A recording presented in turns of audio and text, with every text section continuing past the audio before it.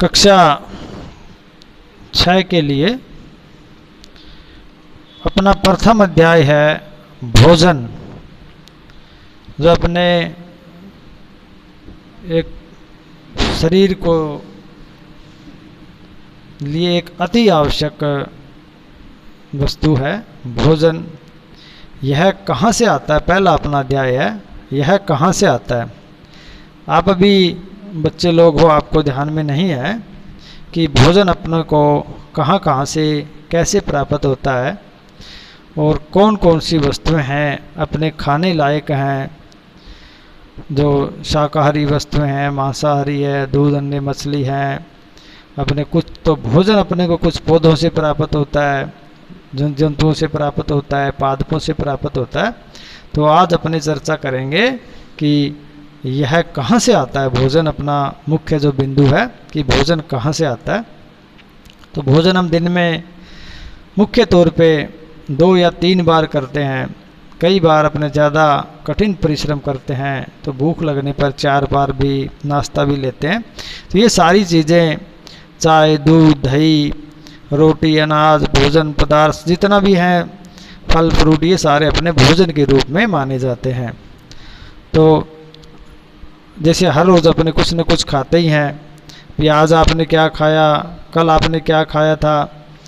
तो विभिन्न प्रकार के खाद्य पदार्थों के बारे में अपने चर्चा करेंगे।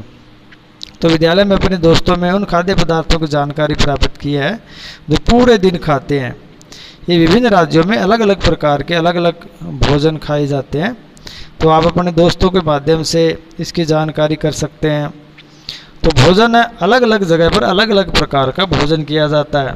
कहीं पर चावल खाए जाते हैं, कहीं पर मक्के की रोटी खाई जाती है, कहीं पर गेहूं की रोटियां खाई जाती है, कोई साग सब्जी खाते हैं, मांस अंडे मछली भी खाते हैं। तो अलग अलग लोगों को अलग अलग भोजन प्राप्त होता है। बंगाल साइड में है या बहुत सारे बिहार साइड में है, ये लोग चावल को मुख्य तौर पर खाते हैं।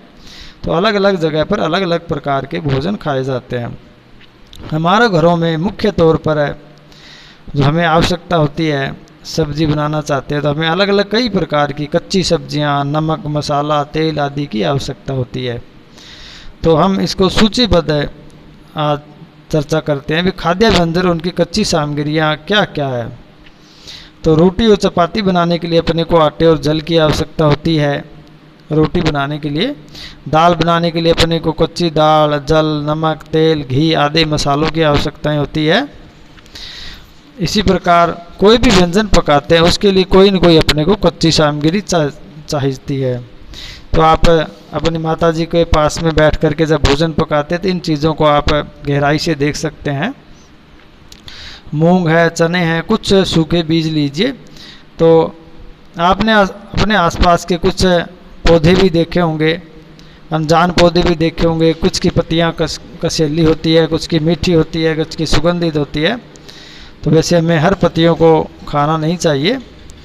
तो कुछ ऐसी चीज़ें होती है जो हमारे शरीर के लिए प्रोटीन्स, वसा, ऊर्जा हमें जो देती है शरीर के संचालित करने के लिए, उसमें कुछ उत्पाद हैं जो अपने खेतों में पाए जाते हैं और अपने अक्सर यहाँ पर बोए जाते हैं। मूंग है, चना है, ये अंकुरित, अगर अपन इनको अंकुरित करके खाते हैं तो ये और अधिक पौष्टिक तत्व इनमें से हमें प्राप्त मिलते हैं। इनके बीज को रात्रि में भिगो दिया जाता है। जैसे मूंग है, मोठ है, चने हैं, इसको अपने पानी में डालकर रात को भिगो देते हैं। तो सुबह ये सारे के सारे अंकुरित हो जाते हैं। अंकुरित होने के बाद जैसे भी अपने इसमें नमक डाल के खाते हैं, मीठा डाल के खाते हैं, जैसा अपने को टेस्ट चाहिए, उन अंकुरित बीजों को हम खाते हैं तो हमें और अधिक इनमें से पोषक तत्व मिलते हैं। तो आपने कई जगह ये चीज़ें देखी होगी, अपने घरों में बनाते हैं या अपने कई जगह बाज़ार में भी देखे होंगे। अंकुरित मूंग अपने को खाने को दिए जाते हैं, मोठ दिए जाते हैं, उसमें नमक वगैरह डाल करके, तो वो टेस्टी भी बनते हैं और अपने लिए एक पोषक तत्व भी उनमें से अधिक मात्रा में पाए जाते हैं। अब अपने ये तो हो गया अपना भोजन। तो अपने अलग अलग जगह आपको मैंने बताया भी, कहीं पे चावल खाते हैं, मक्का खाते हैं, कोई जो ठंडी जगह है वहाँ पर मांस अंडे भी खाए जाते हैं। तो ये हमारे भोजन के मुख्य तत्व हैं। सामान्यतः भोजन में मुख्य तौर पे गेहूं की रोटियां, चावल और मक्की की रोटियां अधिक उपयोग में लाई जाती है। अब अपने चर्चा करेंगे जंतु क्या खाते हैं। जैसे अपने को पेट भरने के लिए भोजन की आवश्यकता होती है, इसी तरह पेड़ पौधों को भी भोजन चाहिए, जंतुओं को भी भोजन चाहिए। कोई भी जंतु है वो अपने तरीके से कोई न कोई किसी न किसी प्रकार से पेट भर के सोते हैं। इनमें से कुछ सर्वहारा जंतु होते हैं, कुछ शाकाहारी जंतु होते हैं, कुछ मांसाहारी जंतु होते हैं। तो इनका अलग अलग तरीके का, अलग अलग प्रकार का ये भोजन है, ये करते हैं। कुत्ता, बिल्ली, भैंस, बकरी, शेर, कबूतर, छिपकली, जितने भी जीव जंतु है सभी कुछ न कुछ रूप में खाते हैं। जैसे कुछ ऐसे हैं जो ज़मीन से उत्पाद उत्पन्न करते हैं, जैसे फसलें बोते हैं, बाजरा है, ज्वार है, दूब है, घास है, तूड़ी है, ये चारे के रूप में खाते हैं। कुछ पशु हैं जैसे सिर्फ मांसाहारी पशु है, जैसे शेर हैं, बाघ हैं, गिद्दड़ है, ये मांसाहारी जंतु है जो सिर्फ दूसरे पक्षियों का मांस खा करके अपना भरण पोषण करते हैं। कुछ जंतु है वो सर्वहारा जंतु भी है जो मांस, मछली और शाकाहारी भोजन दोनों खाते हैं, जैसे कौवा है, चिड़िया है। तो इस प्रकार ये सर्वहारा जंतु के रूप में आते हैं। ये मांस मछली भी खाते हैं और शाकाहारी भोजन और पत्तों से उत्पाद भी खाते हैं। ये पेड़ पौधों से भी अपना पेट भरते हैं, मांस खा के भी पेट भरते हैं और अपने से दूध, दही या रोटी खाने पर भी अपना पेट भरते हैं। तो जंतु और उनका भोजन क्या है, तो आप भी थोड़ा इनके बारे में लिखेंगे। जैसे जीव का नाम और खाया जाने वाला भोजन क्या है। जैसे भैंस है, ये घास, खली, भूसा जिसको तूड़ी कहते हैं, अनाज, पत्तियां आदि पेड़ पौधों से खाती है, ये मांस नहीं खाती है। इसी तरह बिल्ली है, ये छोटे जंतु, पक्षी, दूध, दही, रोटी आदि ये सर्वहारा जंतु भी इसको कह सकते हैं। इसी तरह चूहा क्या खाता है आपने बताना है, शेर क्या खाता है, बाघ क्या खाता है, मकड़ी क्या खाती है, छिपकली, गाय, मनुष्य, तितली, कौवा, अन्य ये क्या खाते हैं। आप इस सारणी पे थोड़ा अपने घर पे अपने माता पिता को साथ लेकर या बड़े भाई बहन को साथ लेकर भी इसके बारे में आप चर्चा कर सकते हैं।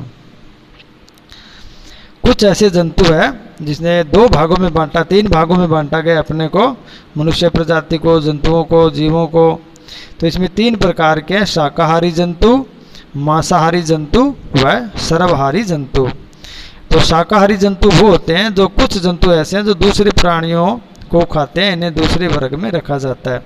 इन प्राणियों को तो शाकाहारी जंतु किसे कहते हैं। पहले वर्ग में केवल उन जंतुओं के नाम हैं जो केवल पौधे और पौधों से उत्पाद खाते हैं, वो शाकाहारी जंतु कहलाते हैं।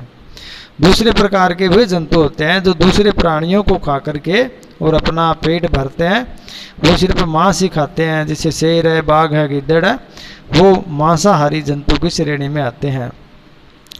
तीसरे प्रकार के सर्वहारा जंतु जो भोजन अपना पेड़ पौधों को भी या मांस मछलियों से भी या दूसरे पशुओं को खाकर भी दूध, दही, रोटी सभी प्रकार के जो सर्व करते हैं उनको सर्वहारा जंतु कहते हैं। उदाहरण के लिए शाकाहारी जंतु गाय होगी, मांसाहारी जंतु शेर होगी, सर्वहारी जंतु कौवा हो गया।